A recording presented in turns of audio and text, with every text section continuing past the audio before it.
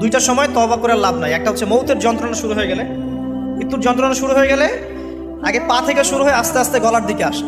হাদিসে যেমনটা এসেছে, সূরা ওয়াকিয়ার মধ্যেও আছে যে পায়ের দিক থেকে যন্ত্রণা শুরু হয়ে আস্তে আস্তে আস্তে আস্তে এই গলার দিকে আসে, এবং আত্মাটা গলার এখানে যখন চলে আসে, এখান থেকে মালাকুল মউত আত্মাটাকে নিয়ে চলে যায় এবং চোখ দিয়ে তাকিয়ে থাকে মানুষ।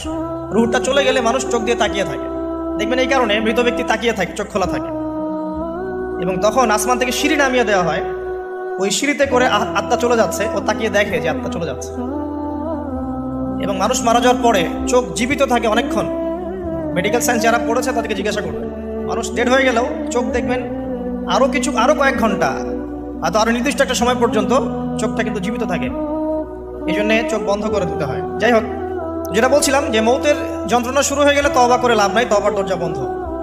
আর পশ্চিম দিক থেকে সূর্য উঠে গেলে তওবা করে লাভ নাই, তওবার দরজা বন্ধ।